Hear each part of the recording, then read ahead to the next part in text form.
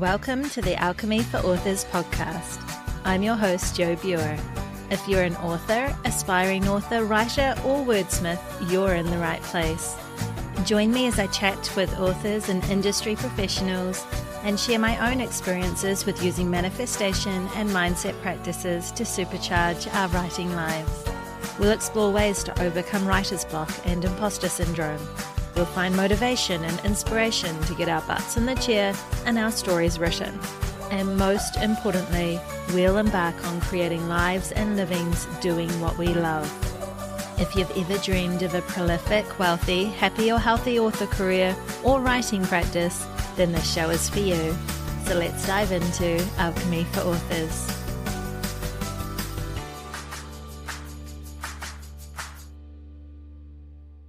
Hello, my lovelies. Thanks for joining me for episode 47 of Alchemy for Authors. So I am so excited to share today's episode with you. It's a craft one this week that should really appeal to novelists in particular who are looking to increase their writing productivity and take their plotting and story structure to the next level. But first, I thought I'd share just a quick update from me. So I am a few weeks into the full-time day job, having had 6 weeks off over the New Zealand summer to focus on my writing.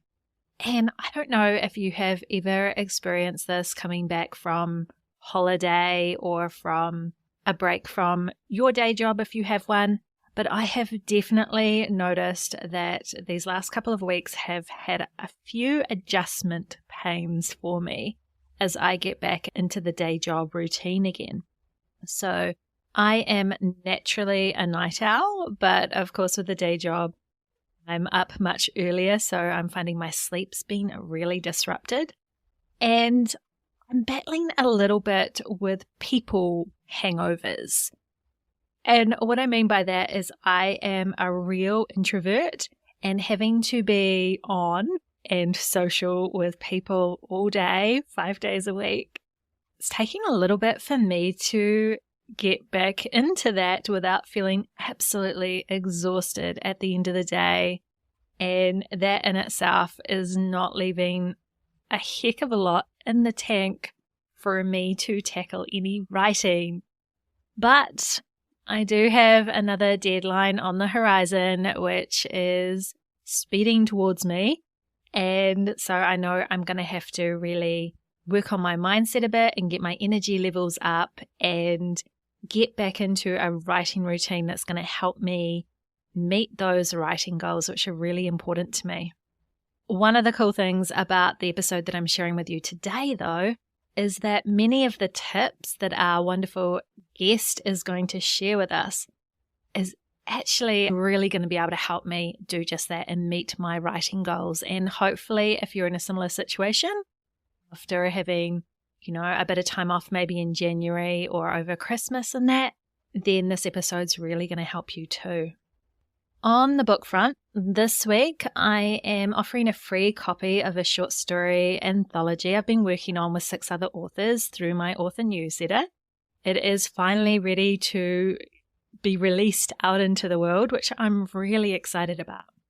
So if you're interested in reading some cool stories written by women across a few different genres really, make sure to sign up to my author newsletter at jobuer.com and you'll receive one of my short story collections called Between the Shadows and then a copy of this new anthology called 7 just a few days later. So if that's something that interests you, then definitely go sign up and check that out.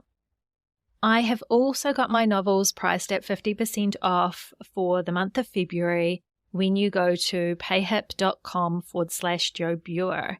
You just need to use the coupon code BIRTHDAY, BIRTHDAY, and the ebook is all yours. So if you like a bit of gothic suspense with a smattering of romance, then you can definitely check them out. And why, you might ask, am I running this promotion? Well, it's because February is my birthday month, so this is me just wanting to give something back to my readers, and in this case my listeners too, if you're interested. In fact, it's actually this upcoming Friday the 17th, that is my actual birthday. And I don't normally get excited about my birthday, but I am a little bit this year. And it might sound a little bit nerdy as to why I am excited, but I'm excited because I'm actually taking the day off. And if you follow me on social media or you've been listening to this podcast for a while, you know that days off for me tend to be few and far between. I'm a little bit of a workaholic. I do enjoy being busy, but it also means that I can burn out quite often as well. But for this Friday, I'm actually taking it off from the day job as well. And it's just going to be a day for me to spend however the heck I want to when I wake up that morning. I'm not going to allow myself to get sidetracked with meeting deadlines or getting lots done or anything like that. So it's just going to be a really nice, laid-back day for me to just do me things, I guess, which is cool. And it seems a bit funny, but having my birthday as a day off has actually been a big goal for me for quite a while. Normally, it seems to fall on a work day, but whenever I have envisioned what my dream author life would look like, it has had that aspect of having my birthday off. It's just one of those small things that I want for myself. And so this will be the first time in what feels like forever that it's actually going to be a reality. When I've talked about manifesting and creating your dream author life before in this podcast, I've mentioned how important it is to live as your future self now. And that means bringing your future into the present. And by taking my birthday off, this is actually one way that I'm trying to do just that. So if you want to learn more about how to harness the power of your future self to make your writing and life goals a reality, then make sure you go back and check out episode 21 of Alchemy for Authors, where I go a little bit more in depth with that too. But now it is time to get on with the wonderful show that I have for you today. So, like I mentioned before, today's episode is all about the power of plotting to supercharge your writing productivity and quality. Now, before any of you fellow pantsers out there start thinking that this episode isn't for you, I get it. I really, really do. I think of myself as a discovery writer, and the idea of plotting my books is, to be honest, a little bit harrowing. But I also know that to reach my writing goals, and with the limited time I have in the day to actually write, I need to up my writing efficiency. And so I want you to listen to this with an open mind. Today's guest, Troy Lambert, is an education lead for the plotting software Plottr, and some of you might have already have heard of this software before, and it's amazing, or you might be new to it and you're going to learn all about it today. But Troy himself is a discovery writer, and he's going to share how Plottr, the plotting software, works for him and how it can work for you as well, even if you are a pantser or a discovery writer. And if you're already a plotter, then Troy's going to share some amazing tips for going even deeper into your story structure to really get it resonating with your readers, which is really what we all want anyway. So some of the things that we're going to be talking about today include how Plottr can help you increase your productivity and the quality of your stories, like I mentioned before. How you can use Plottr as a discovery writer or pantser without killing your creativity, how plotting can make writing more enjoyable, and how watching TV can actually help your writing. And finally, what exactly potato chip chapters. This one was a new one for me and I love it. So this episode is just so much fun and I really hope you get lots of it. Honestly, it has completely changed my thinking around plotting, and if you're on the fence with that, then maybe it'll do the same for you as well. So when you are ready, my friend, grab a drink, find a comfy chair, sit back, and enjoy the show. Hello, my lovelies. Welcome back to another episode of Alchemy for Authors. Today, I am chatting with Troy Lambert. Troy is a mystery author, book editor, and the education lead for Plottr, the #1 visual book outlining and story Bible software. Troy is the author of over 25 novels and several works of nonfiction, and he lives in the mountains of Idaho with his wife and 2 very talented dogs. So, welcome to the show, Troy. It's so good to have you here. Oh, thank you. It is great to be here. So, just for my listeners out there, I'm really excited to have Troy with us. He's going to be talking to us a lot about plotting because if you've been listening to some of my previous episodes, it's something that I struggle with and want to get a little bit better at this year to increase my productivity so I'm not making twice as much work for myself. But what I thought we might start the show with is I would love, Troy, if you could just share a little bit more about your background and what drew you to writing and to being an author, and then how you became one of the gurus in plotting. Well, so first of all, man, that term guru, sometimes I'm like, man, I'm, I love story structure and I love plotting, and I'll talk about that in a minute. But anyway, but I didn't always love plotting. So when I was very young, when I was a teenager, even before that, I knew I wanted to be a writer full time. That's what I wanted to do with my life. And I really didn't have much passion for anything else. But all of the experts, my, high school counselors and college counselors and stuff, always told me that was a wonderful dream, but there was no way I could make a living at it. And so because they were the experts, I believed them. And I tell people, it took 3 decades of hairnets and name tags and various careers for me to arrive at a point in my life where basically I said, I've got to figure this writing thing out, because if not, I don't know what I'm going to do with the rest of my life. Mm-hmm. Like, I'm just not sure what is next what's next for Troy, because I was finding that nothing else was really working for me. And so I did. So I figured out how to write full time. And fortunately, at the time, the indie author revolution was happening, and there were a lot of small presses and publishers. So there were a lot of opportunities out there. And so I took them. I had no idea what I was doing, but I took them. But when I first started out, I was very much a discovery writer. Like, I would just sit down with an idea and just write something. And inevitably that resulted in this just terrible first draft.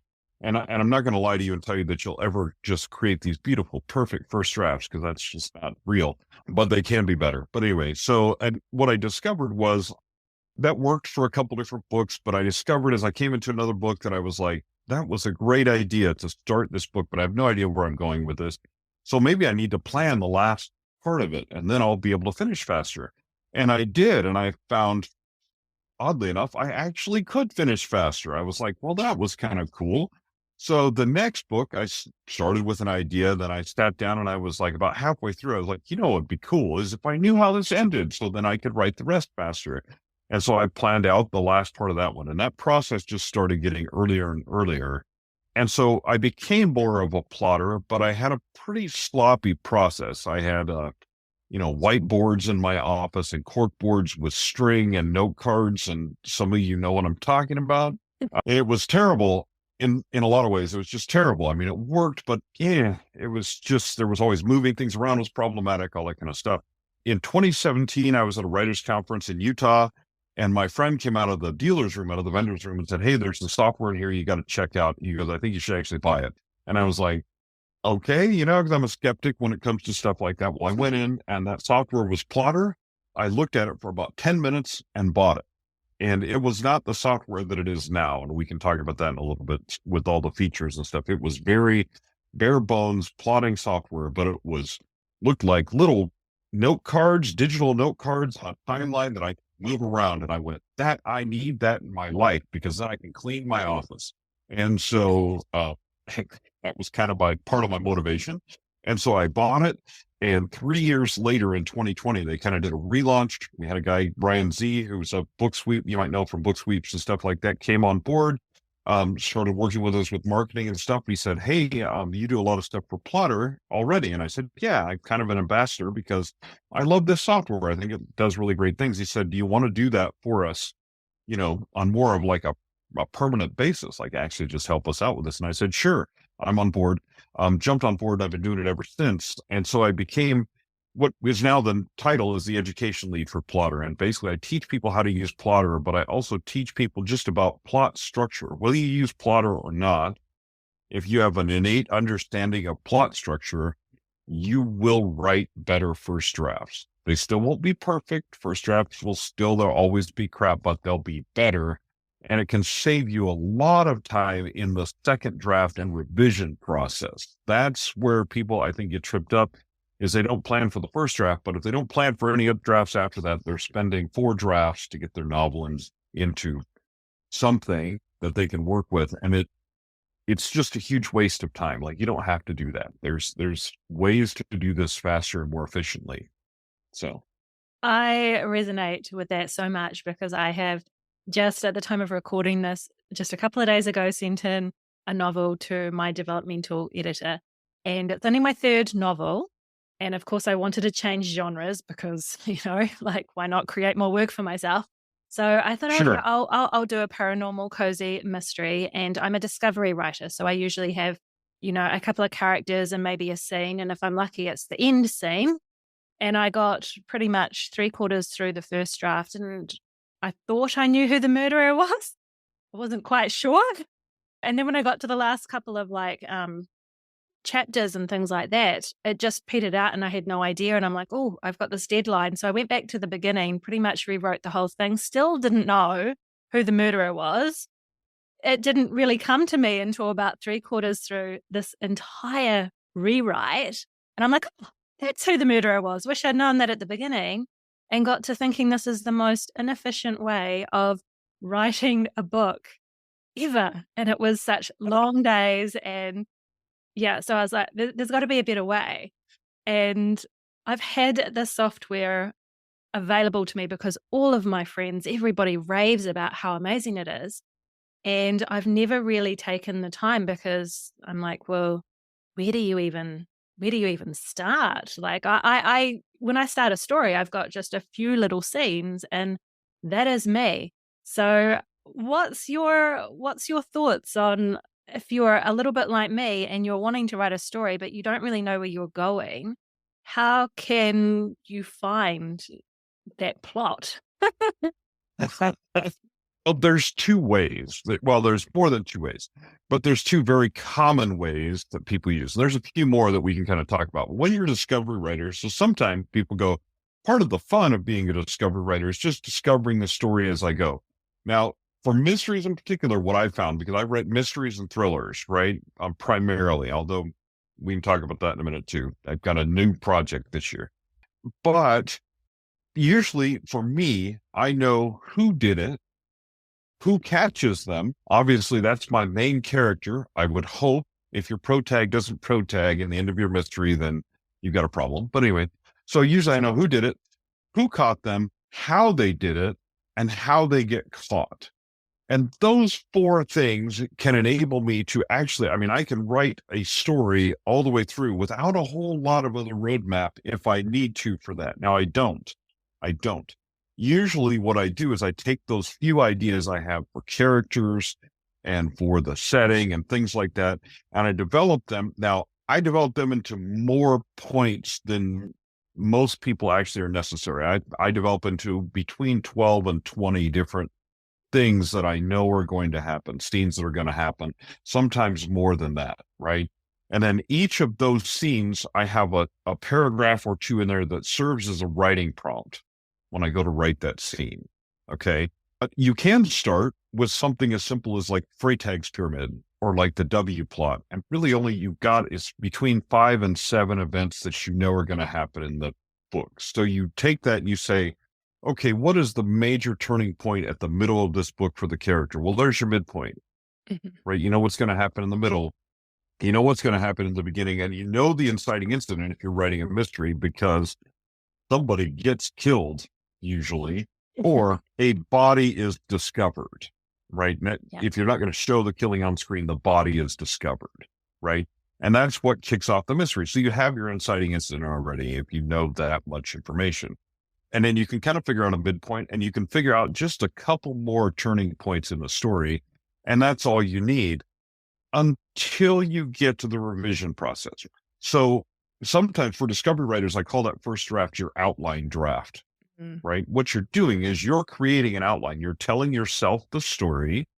And then once you're done telling yourself the story, you can look at it compared to like an established plot structure, like the 12-step mystery formula or the sleuth's journey or something like that, and go basically check your work. Like, how did I do? So how you would use Plottr for that is you essentially dissect your first draft. You take each of the scenes that you've written and you summarize them, and just, you have to get kind of objective on yourself and just honestly summarize that in a scene card on your plot line in Plottr. Like, just honestly write what happened in that scene. Now, I add another level to it. I also honestly tell myself what the pacing was, and I create a tag for that. Whether, is this a fast scene, a slow scene? Is this a bunch of exposition? What is in this scene, right?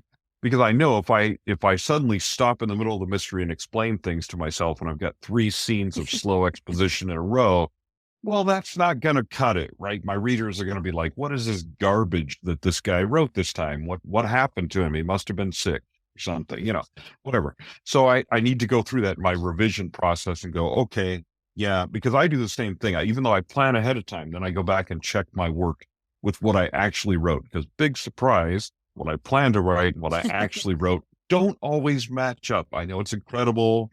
Never happens to anybody else. It's totally my problem. But anyway, and then you get down to the end and I summarize each scene and I look at them objectively and match them up with some kind of established plot structure and go, well, how did I do? What kind of story did I tell?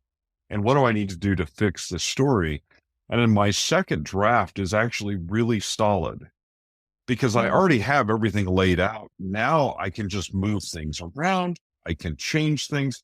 And the beauty of Plottr is that you can move things around and you can change things and you can alter things and you can, like now you can import from Scrivener. So I import what I actually wrote with the descriptions and the little synopsis cards into Plottr so I can just check my work. Like, how did I do? Did I do good or am I horrible? Right. Yeah. And in some cases, I go and I tell people, look, as of November, I'm 30 novels in and I'm about to finish another one. Probably tomorrow. Oh my gosh. Is when I'll finish that one, right? So that'll be number 31 for me. And you know what the draft I'll finish tomorrow is? It's a horrible first draft. Just go ahead and give yourself permission to write horrible first drafts, because it's going to happen. But I also am looking forward to the revision process, because I know I have enough of it that I had planned out with this particular book that it isn't going to take much to move things around, tighten things, and make that second draft into something that I can send to my editor without hanging my head in shame. You know what I mean? So that's a part of the process, is that use your planning and keep that planning loose. So you keep your discovery writer mindset. I just have an idea. This is what's going to happen. And go ahead and write that out. That's your outline draft. And then when you're done, come back and look at it in the revision process with a critical eye, because what tearing that apart scene by scene does is it gives you distance from your work. You're not reading your work anymore and substituting in the words that you thought you wrote, or fixing your errors in your head, but not actually fixing them on the paper. Instead, you distance yourself from it. You're looking at it objectively. And you can actually, by tearing each of those scenes apart, you can now actually see, does my story actually work? And then you go in and fix those scenes individually, instead of trying to start at the beginning like you did and rewrite that whole first draft. But the truth is, I mean, what were the improvements that you made in that first draft by rewriting it the next time? Well, maybe some, but they could have been incrementally better if you'd done a plot analysis first and said, how did I do? What's this look like?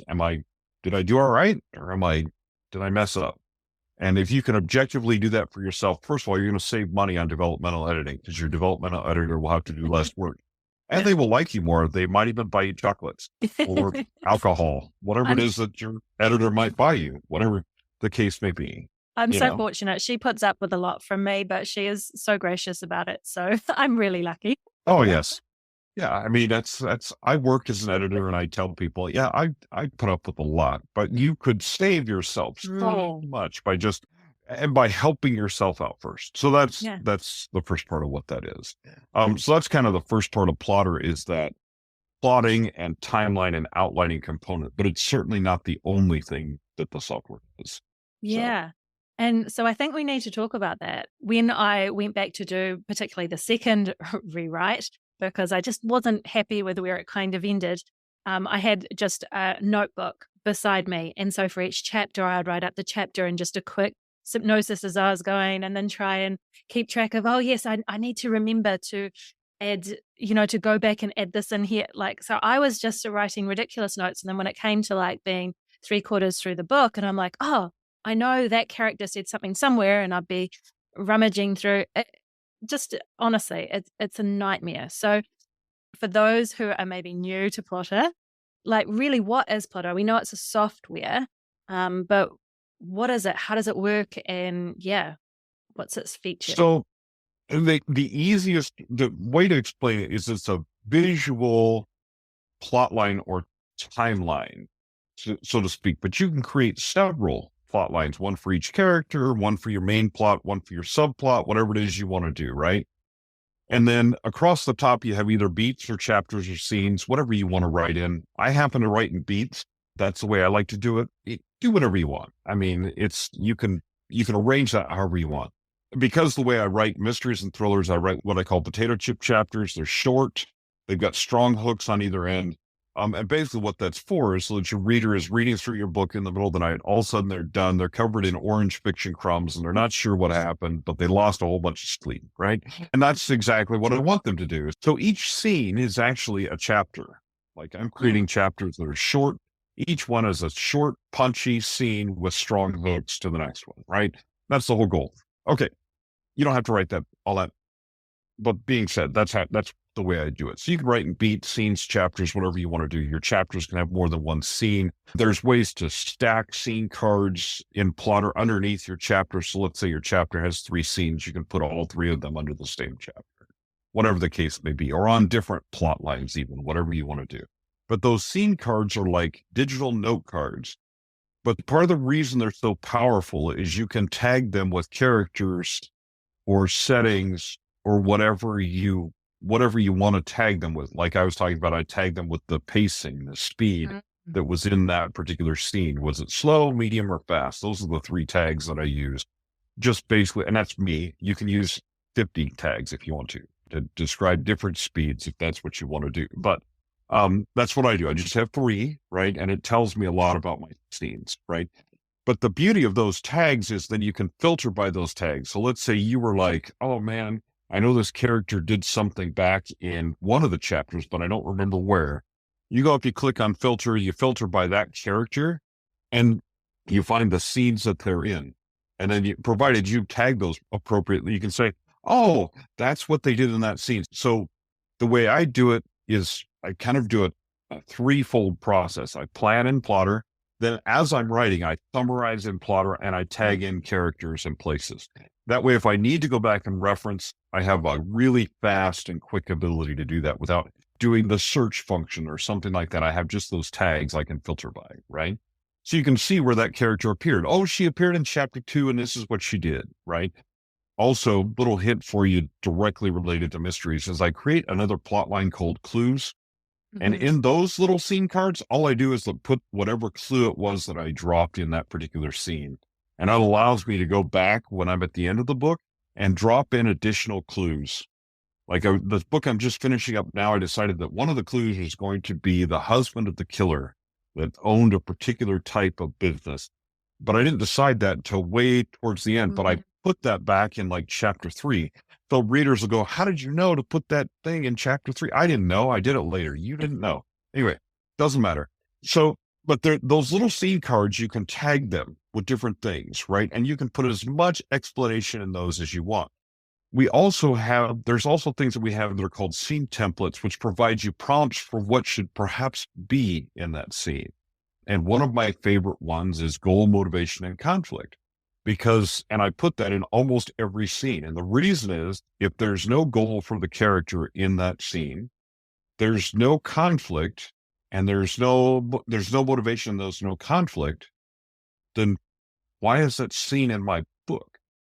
Maybe I don't need it. maybe that was just me explaining part of the story to myself, and I can summarize that in a couple sentences, put it in another scene, and my reader never needs to see that garbage that I came up with, right? Because we're all going to do that, right? Oh, yeah. So anyway, so we have scene templates within those that help you define scenes, and those scene templates can be as detailed as you want. They can use things to, give you prompts that say, hey, describe your setting, describe this, describe that, whatever.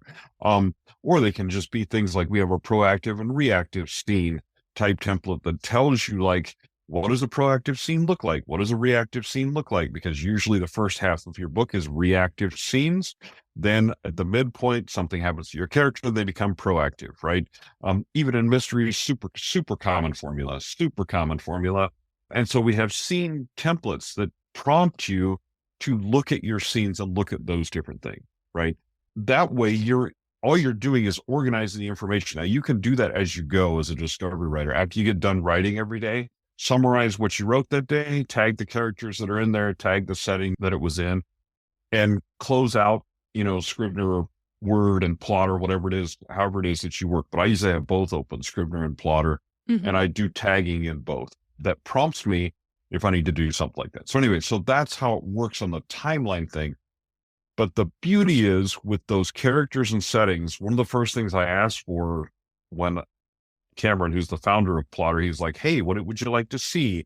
And I was like one of the first 100 users in the country. So he's like, what would you want to see? And I was like, well, now that I have the year of the developer, I just make a list. And the first one was a series Bible. Yes. And so as you write, what you will know is, like, I have several series, right? It is impossible. You think it's difficult to hold a novel in your head all at once. It's really difficult to hold a series in your head. So I actually have a series arc, which is the story of the overall series, that B story that runs through the entire series. I have that plotted out, and it's possible to do that in another window. But then I have all the characters arranged by book. So even if your character grows from book to book, so like in the book that I'm just finishing up, one of the main characters is actually leaving the series, and the other main character is taking the lead, right? So it's a complete shift. She's transitioning from a supporting character to the main characters. He's transitioning from a main character to a supporting and even a secondary character, right? But I can do that because Plottr allows me by book to determine what is each character's characteristics, what are they doing, how do they grow as a character, and I can look at that through the whole way. So I can look at them as a series character, but if I'm working on a particular book, because this particular book will eventually have 50 books, this particular series will eventually have 50 books in. I'm on number 16. Yeah. So you can imagine there's a lot of characters, there's a lot of places, there's a lot of things happening. And so I can look at that all as a series, but while I'm working on that one book, I can narrow it down to only what's related to that book.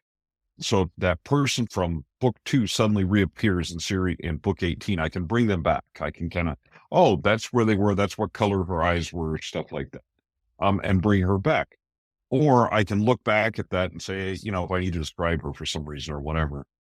Or maybe not. I mean, maybe she never comes back. But I can also look, like in that case, I can look at the whole series list of characters too and see, well, so far I've had 3 characters named Mary, so that's probably enough for this series. I could probably move on to another name. You know what I mean?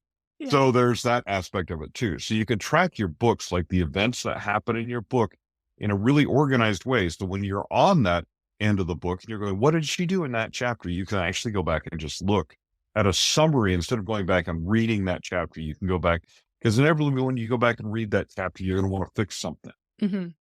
Or you're going to go, oh, I should have included that detail. Now you're on Reddit or Quora down a thread, like looking, and you come back and you have all this information about that particular little detail that you left out that you, first of all, you don't even need to know that much detail, but now you do. And then you come back and go, oh yeah, what color were her eyes? And you start reading that chapter again because you know what I mean? You've lost it because you went down the internet rabbit hole, which is not productive. And like, even for me, people like, you write full time. You have all kinds of time to write. And I'm like, yeah, I wish, I wish that it worked that way, but it doesn't. So your writing time is super precious. You need to protect it and use it as efficiently as possible. And as efficiently as possible is not going back and rereading chapter 2. It's going back and looking at the summary and going, and then clicking on that character and going, oh, her eyes were blue. She did this. She does this. Okay, cool. And then you just move on with writing your story without having to go down that rabbit hole and that distraction.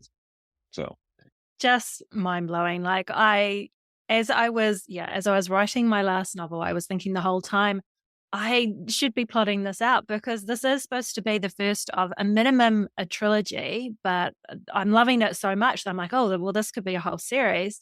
And I was having that difficulty. Like I thought I'd written down like the color of a character's eyes and then, and then I'd have to do the search kind of thing and realize that no, I changed it halfway through and there we are. And so yeah. there is actually in Plottr, you can keep track of all that stuff, which I think is really cool. You can do little character profiles, can't you, with all their traits? Yep. Which is, and there's all kinds of templates. And one of my, like some of my favorites are just recently we added the D&D characters template. So if you're a D&D dungeon master and you want to create your D&D campaign in Plottr, you can. And it actually is amazing. I've seen the people do them and I'm like, oh, I would have never thought of doing that. But you know what? It's pretty cool. Anyway, but another one we have is there's a dating profile template that we have for characters. Well, for romance authors, man, this is a no-brainer. Yeah. What would your character's Tinder look like? And then you add the information there.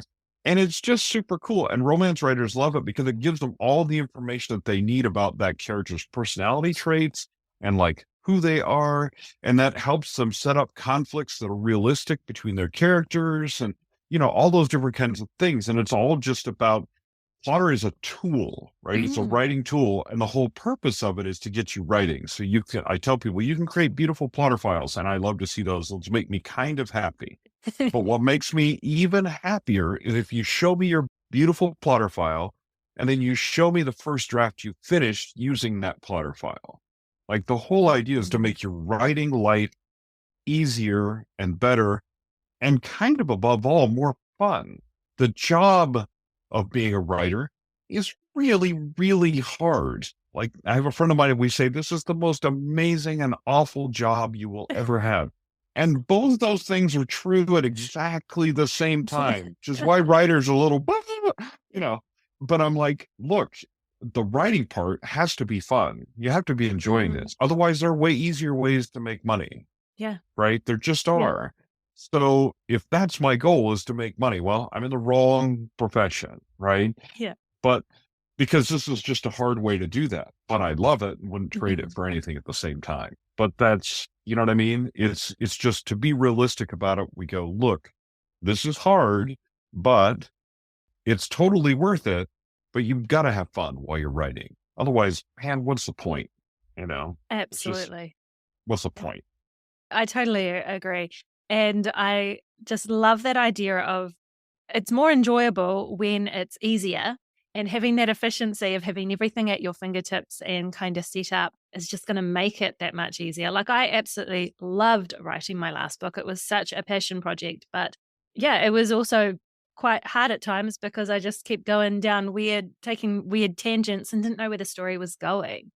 And one of the things I think that's really cool about Plottr is I usually start off working in Scrivener. I work in Scrivener and then I transfer it over to Microsoft Word when I'm sending it to my editor.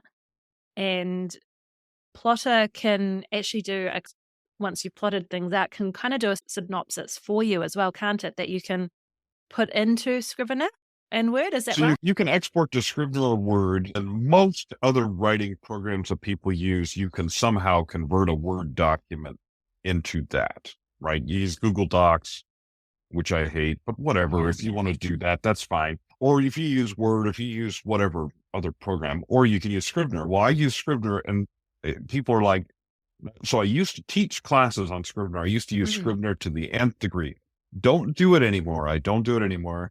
Ever since I had Plottr, but the reason I still use Scrivener for fiction writing is psychological completely. Yeah. The only thing I do in Scrivener is fiction writing. So when I open it, my brain goes, oh, we're writing fiction. My muse goes, hey, how are you doing? I'm like, good, get on board here because we got to rock and roll. So that's why I use Scrivener. So when you do your planning in Plottr, you can export to Scrivener, right? And what it'll do is, and you can choose where you put your little synopsis from your scene cards. Usually I put it in the little summary thing that's over in the inspector because that's where I want it. That's the easiest place for me to reference it when I'm writing. It's easy. I have a process. I have a process that I've developed, and that's my process, right? So you can export that to Scrivener or to Word or whatever, and it creates kind of like an outline for you with your Mm. notes in there, right?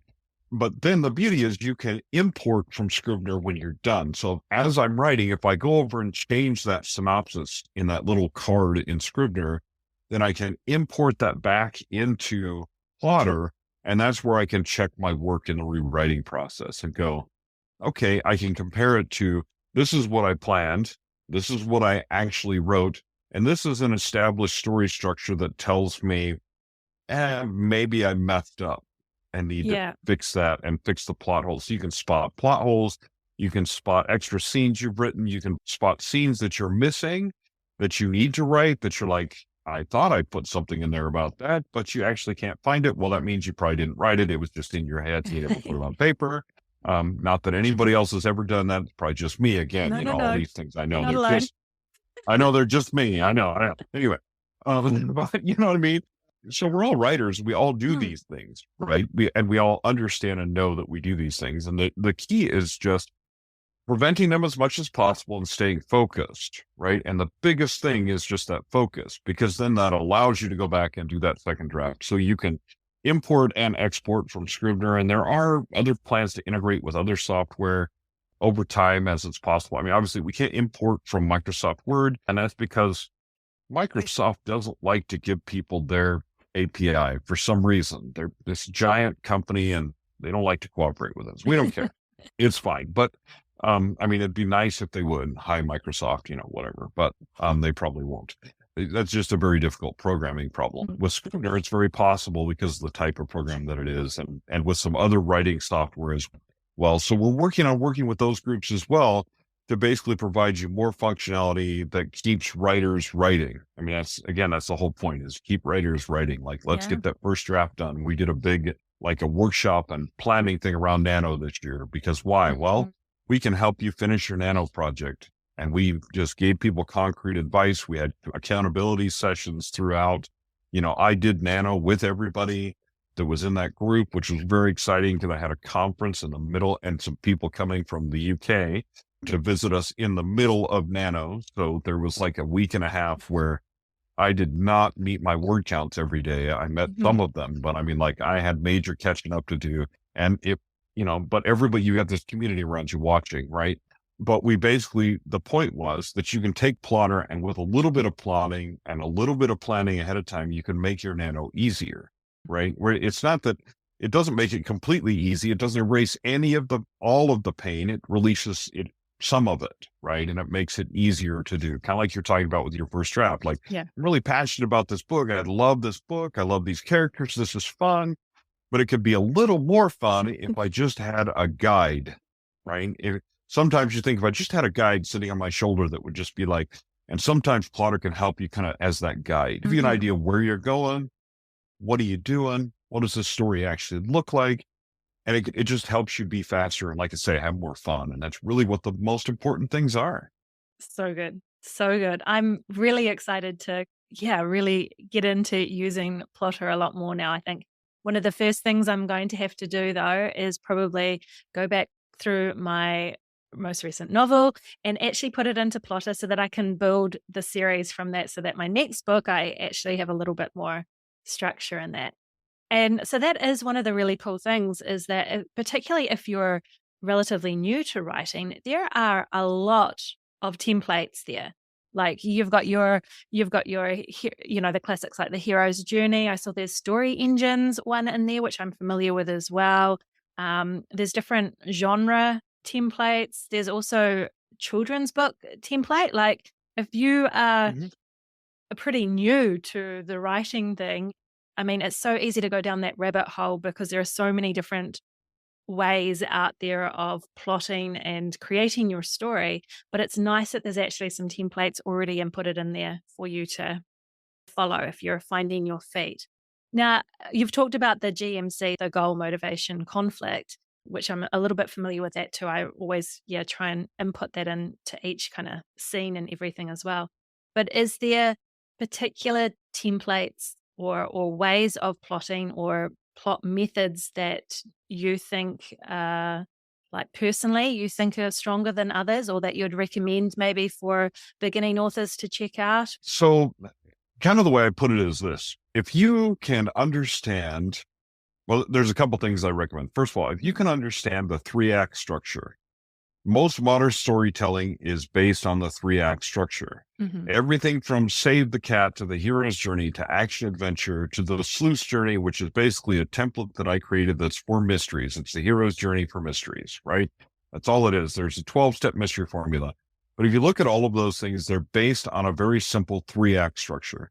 So if you can understand that simple 3-act structure or the simple hero's journey, depending upon the genre that you're working in, then you can understand a lot of the other story structures, because they're all based, what you find is they're more similar than they are different. For instance, if you're a romance author and you like the romancing the beat template, right? Romancing the beat template is a very simple 4-act structure. And actually, if you break it down, it's actually a 3-act structure with the second act split in half, Mm-hmm. right? But that's what it is, because that's what most 4-act structures are, right? And so I tell people to just study one that's familiar in your genre that you like, but understand that if you can see the underlying 3-act structure of most things that most screenplays and other things are based on, you will understand story structure overall. And there are some tricks to learning what I call an innate sense of story structure. Because I know some people that are very good discovery writers. They write a very good first draft, and when they tear it apart, it's actually not bad. If you lay it against the story structure, they're actually pretty close, Mm-hmm. just because they innately know how to tell story.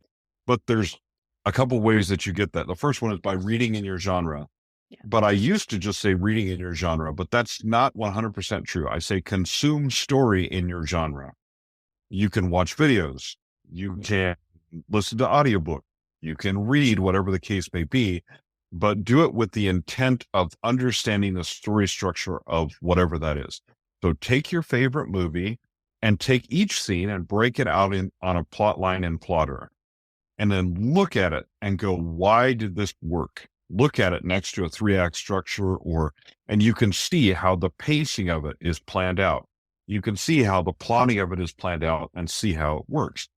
But contra-wise, take a story that you hate, that series that you quit on, that book that you quit on, and tear it apart scene by scene and figure out, why didn't it work? Now, some of that may be personal preference. You don't like the genre, you thought the characters were stupid, whatever the case may be. But if it's a plot issue and you can spot them, then you can go, that is something I don't want to do in my writing. There's all kinds of other things that are helpful. It's helpful to understand your own personality type, which helps you to understand, first of all, what types of fiction, what types of stories that you like, but also the type of protagonists that you like. You like protagonists that are like you.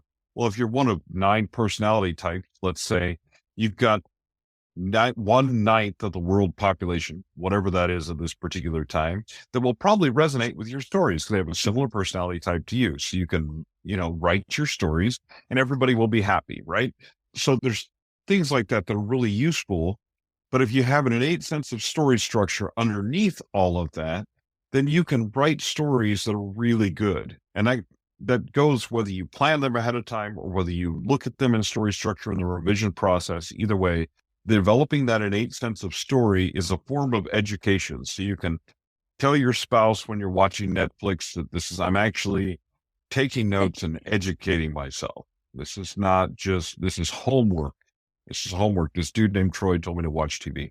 I do that, and I say that to my husband. We're on a mystery watching binge at the moment. Like, sorry, just suck it up. Like, this is homework for me. It's just the way it is. Well, you take stories that you love and you just tell them, like, one of the stories I love a lot is Breaking Bad, the series Breaking Bad. Yeah. And the reason I love the series overall is because Vince Gilligan, when he started out, the guy who wrote it, had a plan for the whole series, right? So if you look at the whole series, there's actually a 3-act structure that the whole series follows.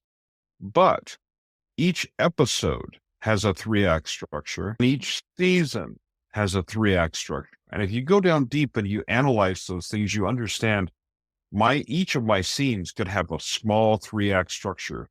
Each of my chapters could have a 3-act structure. And then each of my books within a series can have a 3-act structure, and the whole series can have its own 3-act structure that it follows. And then readers get done and they're very satisfied because you tied up all those loose ends because you planned it. Like at least you planned some of it. So this is like, I have a series I'm working on now. And I mean, it is planned. Like I know when this detective in a certain book is going to find out who killed his wife, which is one of his whole goals the whole time, is to figure out who killed his wife. That was the thing that kind of kicked off his whole journey that he's on right now, right? And I know which book he's going to find that out in, and I know exactly how it's going to happen. I don't know all the other details around that book, but I know that information, right? Because that's the overall story arc of the series. I know how many books are likely going to be in the series. That could vary a little bit. You know, I could play around with that a little bit, but I have a general idea how many books are going to be in the series, what that story structure looks like, and what the story structure of each book looks like, and what he finds out in each book that leads him to that moment when he finds his wife's killer. So you can do this, right? And I can tell you that process, the plotting and planning process, is super fun because you're letting your creativity create a roadmap for you that gets you really where you want to go with more intention. It's like I can drive from my house and I can say, I'm going to drive to the East Coast of America, right? And if I start at my house and drive east, eventually I will get to the East Coast. It's probably going to be a better journey if I have a plan. Yeah. Like depending upon the season and the time of year, I may not want to go north through Chicago in November. Not the best plan, right? I may not want to dip into Canada and ride along the southern border of Canada I'll get to the East Coast, but I may be unhappy and my car may be damaged by the time I get there, right? It's, that's a bad season for doing that. But in the summertime, that might be a great drive, right? So I need to make a plan. And if I have a plan, the journey becomes a lot more fun because at least I have an idea of that I'm going to stop in Kansas City. And maybe I have a hotel reserved because I can tell you from experience driving across the country without hotel reservations, not always the best plan. You get places and things are happening and there are no rooms. Sleeping in the car. But anyway, so you know what I mean? There's avoid the sleeping in your car with your plot. Plan it out. Have a plan for where you're going. So yeah, I would, but I tell people try all kinds of templates and see which one resonates with you and your story. Check them out. And then go and find the books and the blogs and stuff that are about that story structure. Don't let that template be your only guide that's in Plottr.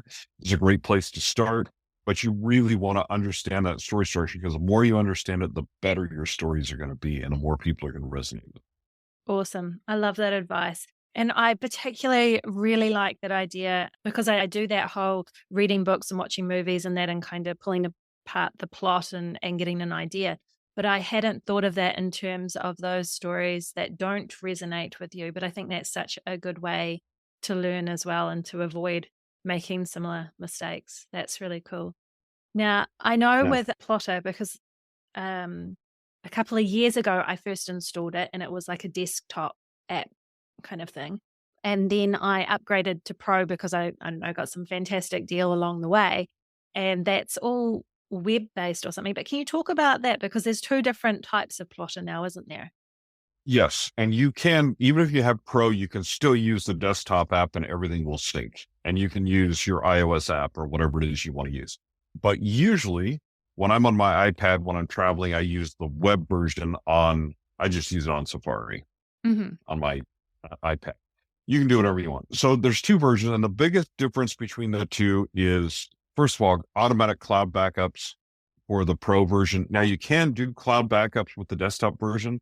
Before we had a Pro version, I saved all of my Plottr files to OneDrive because it auto saves every few seconds. I never have lost a Plottr file.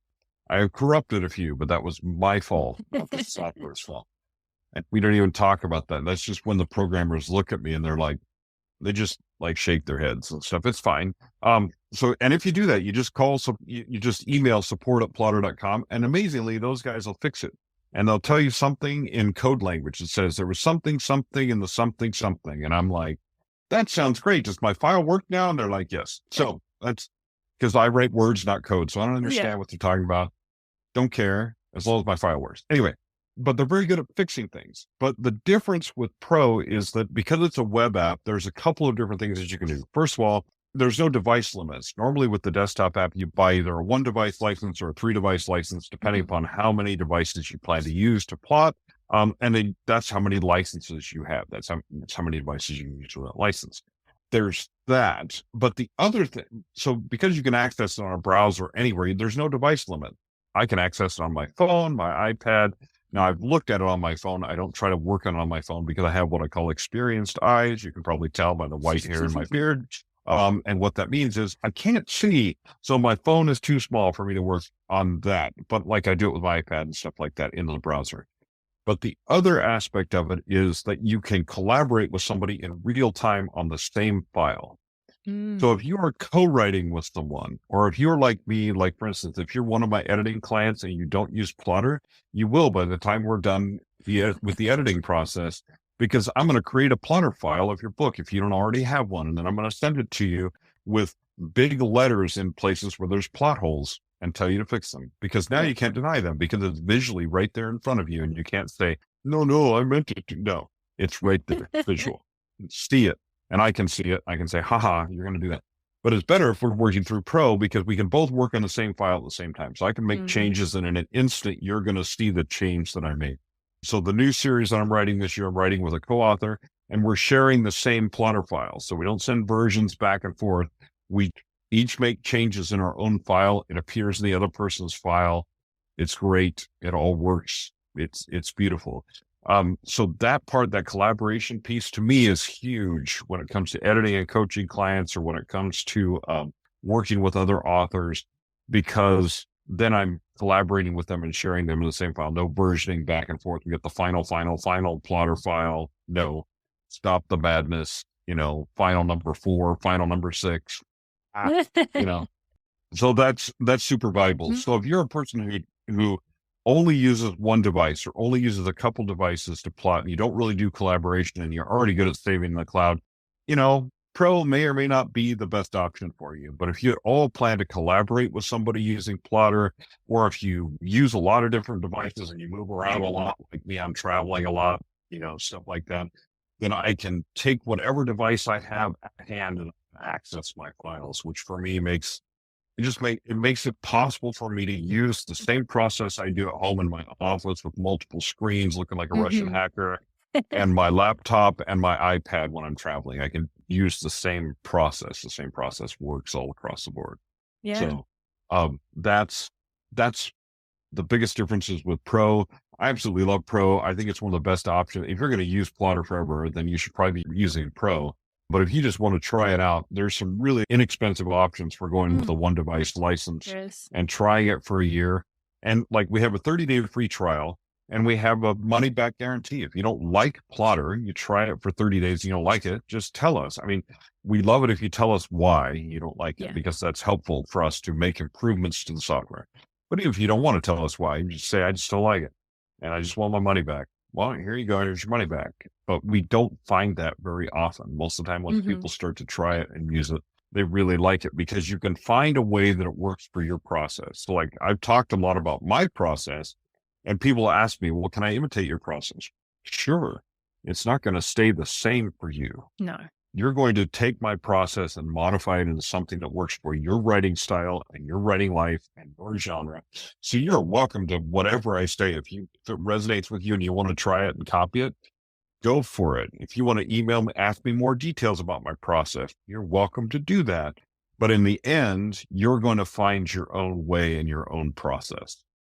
So that's absolutely, That's cool. Well, that's just, you've got me so excited now to dive into to Plottr. Like, you really have. Like, I'm really excited. I was so pleased to kind of connect and to be able to have this conversation with you. It's so good. Where can people find Plottr, and where can they find you as well? Like, how can they connect with you? Because you're a man with a million different feathers in your cap as well. You're an author and editor and speaker and everything. So yeah, how can my audience find you and check out Plottr? All right. Well, first of all, I'll just say the easiest way to check out Plottr is plottr.com, www.plottr without the E.com, Plottr.com. You can also check out our YouTube channel. There's a whole bunch of interviews that I've done with authors about how they use Plottr.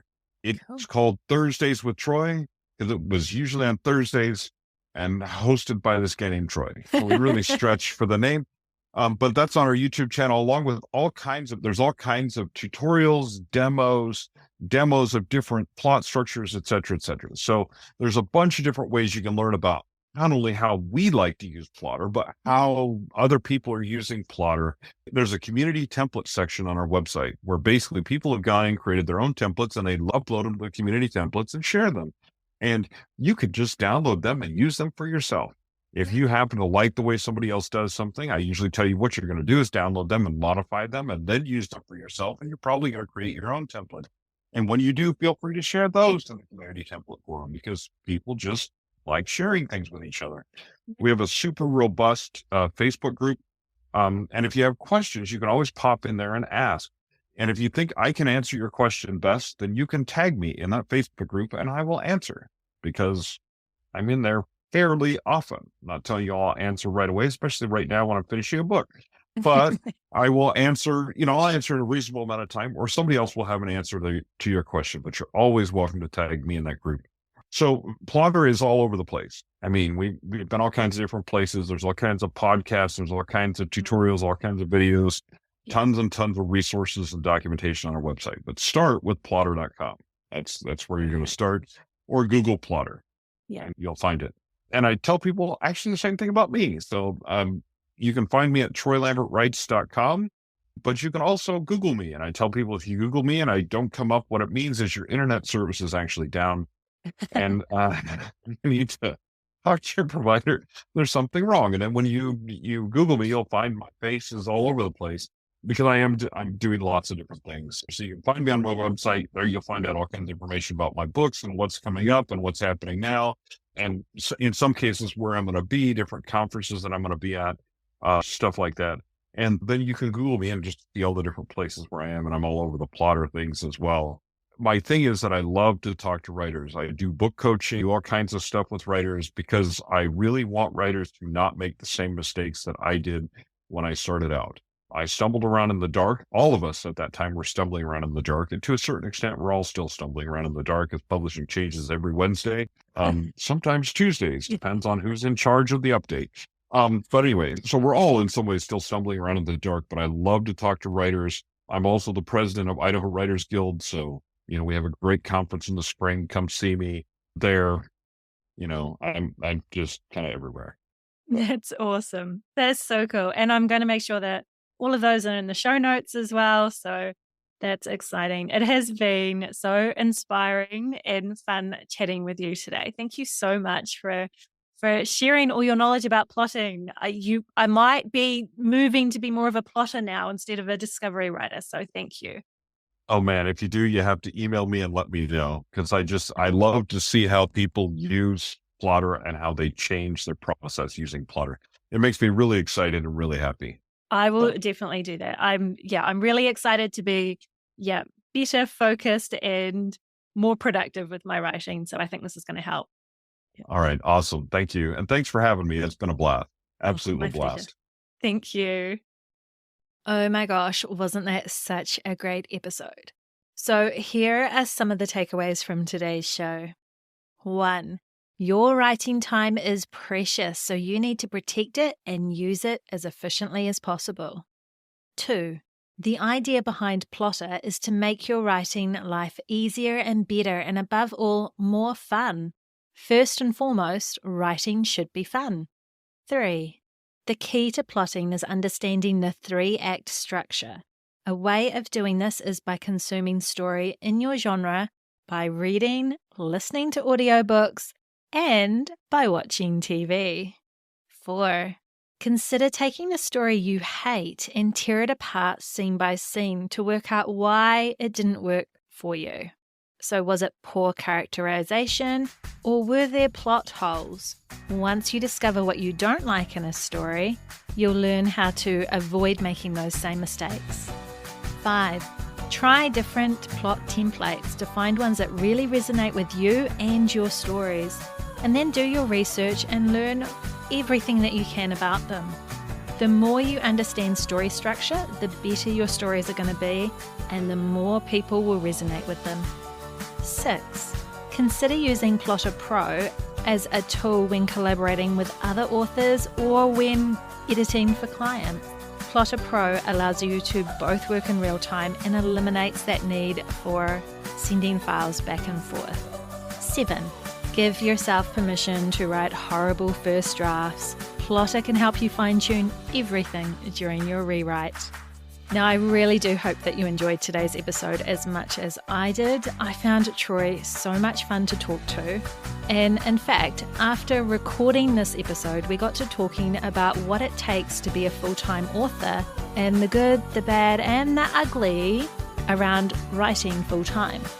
So Troy is going to be making another guest appearance on Alchemy for Authors in the future to share some of these insights from his experience writing full-time. So make sure that you subscribe to Alchemy for Authors if you haven't already, so you can stay in the loop for when that episode comes out. Now, all the links to follow Troy and to trial and purchase Plottr are in the show notes, so be sure to check those out. And after recording this episode and now being a Plottr convert myself, I am now an affiliate for Plottr, so I've also put a link to purchase it that way if you desire. All it means is when you use my link, it gives me a small kickback at no extra cost to you and supports me to continue supporting you. So if you enjoyed this episode, and I hope you did, or something really resonated for you, I would love to hear about it. So make sure to reach out to me on Instagram or Facebook or leave a review, or you can even email me at joe@joebuer.com. I love hearing from my listeners, so it really makes my day. Otherwise, I am wishing you a wonderful writing and maybe even plotting week ahead, my friends.